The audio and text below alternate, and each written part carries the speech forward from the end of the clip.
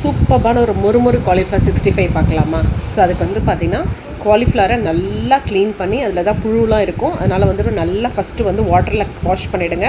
Wash பண்ணதுக்கப்புறம் வந்து பார்த்திங்கன்னா அந்த காலிஃப்ளவரை தண்ணியில் போட்டு நல்லா கொதிக்க விட்டு திரும்பவும் எடுத்து அதை தண்ணியில் நல்லா வாஷ் பண்ணிவிட்டு உப்பு போட்டு கொதிக்க வைங்க. அதை வந்து ஒரு பவுலில் மாற்றிக்கோங்க. தண்ணியை வடித்து அந்த காலிஃப்ளவர் பவுலில் மாற்றிக்கோங்க.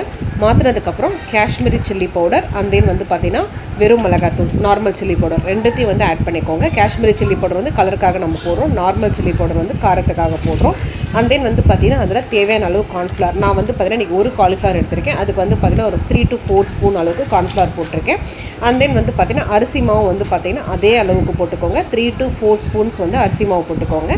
ஸோ அரிசி மாவு எதுக்காக அப்படின்னு கேட்டிங்கன்னா நல்லா கிறிஸ்பினஸ் உங்களுக்கு கொடுக்கும். அந்த ரீசனுக்காக அரிசி மாவு நம்ம ஆட் பண்ணுறோம். ஸோ அதுக்கப்புறம் வந்து பார்த்திங்கன்னா இதுக்கு ஆல்ரெடி நம்ம ஏற்கனவே வந்து வேக வைக்கும்போது சால்ட்டு போட்டு தான் வேக வச்சு எடுத்துருக்கோம். பட் திரும்பவும் நம்ம தண்ணியில் அலசினதால் வந்து பார்த்திங்கன்னா அதே போல் வேக வைக்கும்போது சும்மா ஒரு என்ன சொல்கிறது, அந்த லைட்டாக கொதிச்சா போதும், உடனே எடுத்துருங்க. இல்லைனா ரொம்ப குழகுழாயிடும், உங்களுக்கு காலிஃப்ளவர் மேரினேஷன் பண்ணுறதுக்கு பக்காவாக வராது. ஸோ லைட்டாக கொதிச்ச உடனே எடுத்து தண்ணியை வடிகட்டு மேரினேஷன் ஸ்டார்ட் பண்ணிடுங்க. அதுக்கப்புறம் உப்பு, அதுக்கப்புறம் அதில் வந்து பார்த்திங்கன்னா இன்னும் கொஞ்சம் நல்லா காரமாக ஸ்பைஸியாக வேணும்னு ஆசைப்பட்டிங்கன்னா, இன்றைக்கி நான் குழந்தைங்களுக்கு பண்ணுறதால நிறைய ஐட்டம்ஸ் போடல.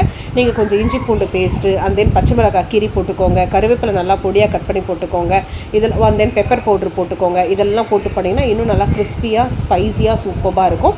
அதுக்கப்புறம் சால்ட் எல்லாம் போட்டு நல்லா தண்ணி தொளிச்சு மேரினேஷன் பண்ணிங்கன்னா இந்த கன்சிஸ்டன்சிக்கு வந்துடும். மசாலாலாம் நல்லா ஒட்டி இருக்கும். ஸோ அதுக்கப்புறம் பார்த்தீங்கன்னா நல்லா ஒரு பேனில் வந்து ஆயில் வச்சுருங்க. அந்த ஆயில் நல்லா சூடானதுக்கப்புறம் அதை கம்ப்ளீட்டாக சிம்மில் மாற்றிடுங்க. நான் சின்ன பர்னரில் பண்ணுறேன், அதனால் ஃபுல் ஃப்ளேமில் பண்ணுறேன். இல்லைனா அதை வந்து பார்த்திங்கன்னா சிம்மில் மாற்றிட்டு அப்படியே வந்து பொறுமையாக ஒன்று போட்டு அப்படியே திருப்பி போடுங்க. அதே போல் இந்த மசாலா வந்து நல்லா குக் ஆனதுக்கப்புறம் திருப்பணுங்க. நிறைய பேர் கேட்குறீங்க, நீங்கள் பண்ணும்போது ஆயிலில் வந்து சுத்தமாக மசாலா பிரிஞ்சே வர மாட்டேங்குது. ஆனால் நாங்கள் பண்ணால் ஃபுல்லாக ஆயிலில் மசாலாவே இருக்குது. சிக்கனாக இருக்கட்டும், மற்றதாக இருக்கட்டும், எல்லாமே சொல்கிறீங்க. அது என்ன ஒரே ஒரு ரீசன் அப்படின்னா, ஒன்று ஆயில் வந்து நல்லா காஞ்சதுக்கப்புறம் நீங்கள் வந்து அது சிக்கனாக இருக்கட்டும் இல்லைனா மற்ற வெஜிடபிள்ஸ் எதுவாக இருந்தாலும் ஃப்ரை பண்ண ஆரம்பிக்கலாம்.